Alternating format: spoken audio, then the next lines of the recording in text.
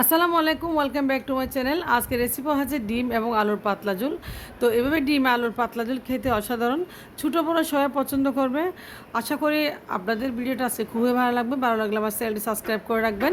দেখতে পাচ্ছেন এখানে আমি আলু নিয়েছি, তো এখানে হাফ কেজি আলু নিয়েছি আর নিয়েছি 5টা ডিম। আজকে আমি 5টা ডিম হাফ কেজি আলুর সাথে পাতলা ঝোল করে রান্না করব।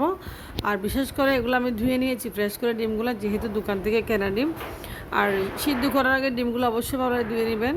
তো চুলায় বসিয়ে দিয়েছি আমি আরও একটু পরিমাণ মতো পানি দিয়ে, এবং সিদ্ধ করে নেবো আলু এবং ডিম। তো এরপর যে আলু এবং ডিম সিদ্ধ করে নিব, আমি দেখতে পাচ্ছেন আমি আপনি ডুবো ডুবো পানি দিয়েছি। তো আলু একদম ডুবো ডুবো হয়ে গেছে। এবার যে দেখতে পাচ্ছেন আলু এবং ডিমটা সিদ্ধ হয়ে আসছে। তো আলু এখন ডিম সিদ্ধ হয়ে যাচ্ছে। আমি প্রথমে ডিমটা নিয়ে নেবো। আলুটা অলমোস্ট একটু একটু সিদ্ধ হয় নাই, যেহেতু আমি রান্না করবো পরবর্তীতে, সেহেতু আলুটা বেশি সিদ্ধ করব না। আমি সবগুলা এখন নিয়ে নিয়েছি, পানি জড়িয়ে এখন ছিলে নিয়েছি ডিম এবং আলু। এরপর যে চলে আছে চুলায় একটা প্যান বসিয়েছি, আর প্যানে দিয়েছি সয়াবিন তেল সামান্য পরিমাণে। এরপর যে আমি সয়াবিন তেল যখন গরম হয়ে আসছে, আমি ডিমগুলো ভালোভাবে একটু ভেজে নেব। আর ডিমগুলো ভেজে নিলে রান্না করলে অনেক মজা লাগে আর দেখতেও খুব সুন্দর লাগে। আমি সামান্য হলুদ দিয়ে ডিমগুলো একটু ভাজা ভাজা করে নিয়েছি। দেখতে পাচ্ছেন ডিমগুলো ভেজে আমি উঠে নিচ্ছি, বেশি পুরো করে ভাজি নেই, সামান্য হলুদ দিয়ে ভাজছি। এরপর যে দিয়েছি আমি আস্ত জিরার ফোড়ন, সেম প্যান সেম তেলে। আর দিয়েছি আমি এখানে আদা রসুন পেঁয়াজের বাটা। দেখতে পাচ্ছেন আমি পানি দিয়ে একটু ব্লেন্ড করে নিয়েছি, একদম মিহি করে নিয়েছি। তো দিয়েছি 1 টেবিল চামচ হলুদের গুঁড়া। তো দিয়েছি আমি এখানে ধনিয়ার গুঁড়া 1 টেবিল চামচ। আর দিয়েছি 1 টেবিল চামচ আমি এখানে গরম মশলার গুঁড়া। তো এরপর যে আমি দিয়ে দেবো এখানে 1 টেবিল চামচ পরিমাণ মতো মরিচের গুঁড়া। ডিম রান্নায় অবশ্যই মরিচের গুঁড়োটা কম ব্যবহার করবেন, এটা সবাই জানে। আর দিয়েছি পরিমাণ মতো লবণ।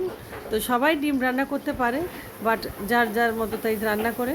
বাট আমার ডিম রান্নাটা অসাধারণ, একদম পাতলা ঝোল, খুব খেতে ভালো লাগে সাদা ভাতের সাথে, যখন দুপুরে আমাদের কিছুই থাকে না। তো ডিমটা আমরা অবলম্বন হিসেবে নিই। এরপর যে দেখতে পাচ্ছেন মশলা এখন আমি কষিয়ে নিয়েছি। আর দিয়েছি আমি এখানে ডিম এবং আলু। তো ডিম এবং আলু ভালোভাবে একটু কষিয়ে নেব মশলার সাথে। তো ডিম আলু মশলার সাথে কষিয়ে নিলে খেতে আরও ভালো লাগে। তো ডিমের সাথে মরিচ মশলা সব ঢুকে, আর খেতেও খুব ভালো লাগে, যেহেতু আলুটা সিদ্ধ আলু, তো একটু এরকম ভেজে নিলে ভালো লাগে। এরপর যে আমি দিয়েছি পানি, আমি পরিমাণ মতো পানি দিয়ে এখন তরকারিটা আমি সিদ্ধ করে তুলবো। দেখতে পাচ্ছেন ডিম আলুর তরকারি। তো পরিমাণ মতো পানি দিয়ে দিচ্ছি, আমি আর পানি ব্যবহার করব না। এখন আমি ঢাকনা দিয়ে 10 মিনিট পর আবার ফিরে আসব। ঢাকনা দিয়ে দিয়েছি, দেখতে পাচ্ছেন। তো ঢাকনা উঠিয়ে আপনাদের দেখাচ্ছি কী অবস্থা। এখন ডিম আলু এখন সিদ্ধ হয়ে আসছে, দেখতে পাচ্ছেন অলমোস্ট হয়ে যাচ্ছে তরকারিটা। আমি একটা পোলাও পাতা দিয়েছি। তো পোলাও পাতা দিলে ডিম আলুর এরকম পাতলা ঝোলে খেতে অসাধারণ লাগে। তো ডিম আলু এখন পরিশেষ হয়ে গেছে, আমি চুলাটা বন্ধ করে দেব।